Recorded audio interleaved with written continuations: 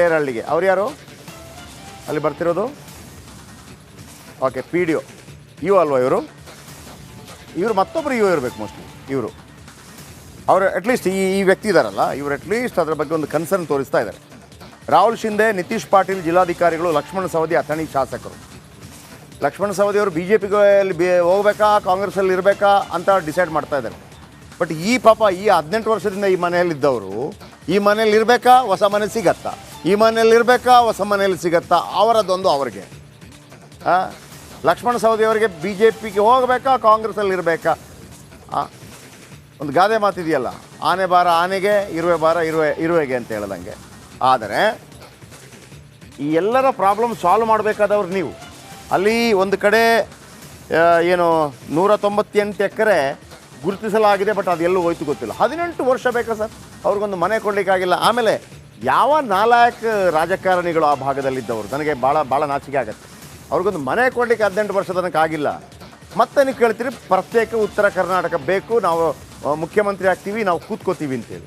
ನೀವು ಪಾಪ ಒಂದು 100 ಜನರಿಗೆ ಒಂದು ವ್ಯವಸ್ಥೆ ಮಾಡಿಕೊಡೋಕ್ಕಾಗಿಲ್ಲ. ನಿಮ್ಮಿಂದ ಆಗತ್ತೇನ್ರಿ? ನಾನು ನಿಮಗೆ ಘಾಸಿ ಆಗಬೇಕು ಅಂತ ಹೇಳ್ತಾ ಇರೋದು, ನಿಮಗೆ ನಾಚಿಕೆ ಆಗಬೇಕು ಅಂತಲೇ ಹೇಳ್ತಾ ಇರೋದು, ನಿಮ್ಮಿಂದ ಆಗಲ್ಲ ಅಂತಲೇ ಹೇಳ್ತಾ ಇರೋದು. ನಿಮಗೆ ಆಗತ್ತಾ ರಾಜಕಾರಣಿಗಳಿಗೆ? ಹಾಗಿದ್ರೆ ಅವ್ರಿಗೊಂದು ಮನೆ ಮಾಡಿಕೊಡಿ, ಆಮೇಲೆ ನೋಡೋಣ ಮಾತಾಡೋಣ.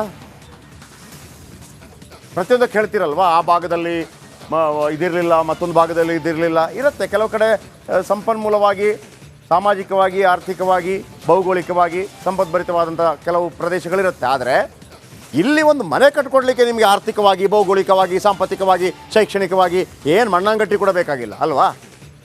ಜಾಗ ಗುರುತಿಸೋದು, ಒಂದು ಮನೆ ಮಾಡಿಕೊಡೋದು. ಮನೆಗೆ ಎಷ್ಟು ಕೊಡ್ತೀರಿ ನೀವು? ಕೊಟ್ಟರು 3 lakh maximum.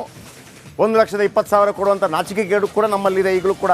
And once again ಹೇಳ್ತಾ ಇದ್ದೀನಿ, ಕೃಷ್ಣ ಸತ್ತಿಗೇರಿ, ಪಿ ಕೆ ನಾಗನೂರು, ಇದಕ್ಕೆ ಏನು ಪ್ರಯತ್ನ ಪಡೀರಿ. ನಿನ್ನೆ ಏನು ಹೇಳಿದ್ದೀವಿ, ಇವತ್ತು ಸ್ಟೋರಿ ಕ್ಯಾರಿ ಮಾಡ್ತೀನಿ ಅಂತ ನಾವು ಹೇಳಿದ್ದೀವಿ, ಅದನ್ನು ಮಾಡಿದ್ದೀವಿ. ವಾಣಿ ಅಥಣಿ ತಹಶೀಲ್ದಾರ್ ಮೇಡಮ್, ದಯವಿಟ್ಟು ಇದರ ಬಗ್ಗೆ ಗಮನ ಹರಿಸಿ. ಇಲ್ಲಿ ತಹಶೀಲ್ದಾರ್ ಇನ್ನೂ ಬಂದಿಲ್ಲ, ರೈಟ್? ಇಲ್ಲಿ ತಹಶೀಲ್ದಾರ್ ಇನ್ನೂ ಬಂದಿಲ್ಲ.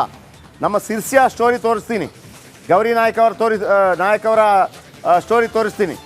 ಇವತ್ತು ಆ ತಹಶೀಲ್ದಾರ್ ನಂಬರ್ ನಾನು ಇಡೀ ವೀಕ್ಷಕರಿಗೆ ಕೊಡ್ತೀನಿ. ನೀವು ಪ್ರಶ್ನೆ ಮಾಡಬೇಕು. ಯಾಕೆಂತಂದರೆ ಆ ತಾಯಿ ಒಂದು ಬಾವಿ ತೋಡಿದ್ರಲ್ಲ, ಅದನ್ನು ಮುಚ್ಚಿಸೋ ಕೆಲಸವನ್ನು ಅಲ್ಲೇ ತಹಶೀಲ್ದಾರ್ ಮಾಡಿದ್ದಾರಂತೆ. ಇವತ್ತು ತಹಶೀಲ್ದಾರ್ ನಂಬರ್ ನಿಮ್ಗೆ ಕೊಡ್ತೀನಿ. ಅದು ಏನಾಗತ್ತೆ ಆಗಲಿ, ಇಲ್ಲಿ ಮನೆ ಆಗಿಲ್ಲ.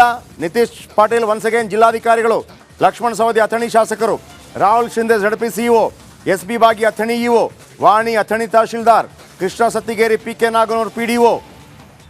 ಓಕೆ. ಆ್ಯಂಡ್ ನಮ್ಮ ಪ್ರತಿನಿಧಿಯಲ್ಲಿ ಸಂಜು ಅರಬಾವಿ ಮತ್ತು ವಿಶ್ವನಾಥ್. ಬಿಡಲೇಬೇಡಿ ಇದನ್ನು, ನಾವು ಇದನ್ನು ಫಾಲೋಅಪ್ ಮಾಡ್ತಾನೆ ಇರ್ತೀವಿ. ಇದು ಮತ್ತೊಮ್ಮೆ ಹೇಳ್ತಾ ಇದ್ದೀನಿ ನೋಡಿ, ರಡ್ಡೇರಹಳ್ಳಿ ಗಜ್ಜಿ ಕೇಂದ್ರಕ್ಕೆ ಶಿಫ್ಟ್ ಮಾಡಿ 18 ವರ್ಷ ಆಯ್ತು. 18 ತಿಂಗಳಲ್ಲ, 18 ವರ್ಷ. ಇನ್ನೆಷ್ಟು ಕಾಯಬೇಕು? 2005ರಲ್ಲಿ ಹುಟ್ಟಿದಂಥ ಮಗು 18 ವರ್ಷ ಹೆಣ್ಮಗಳಾಗಿದ್ದರೆ ಮದುವೆ ವಯಸ್ಸಾಯ್ತು. ಈಗ ನೀವೇ ಒಂದು ಮನೆ ಮಾಡಿಸ್ಕೊಡ್ಲಿಕ್ಕಾಗಿಲ್ಲ. ನಾಲಾಯಕಗಳು ನೀವೆಲ್ಲ. ಇದನ್ನು ಫಾಲೋಅಪ್ ಮಾಡ್ತಾಯಿರಿ. ನಮ್ಮ ಮುಂದಿನ ಸ್ಟೋರಿ ಅಂತ ಗಮನ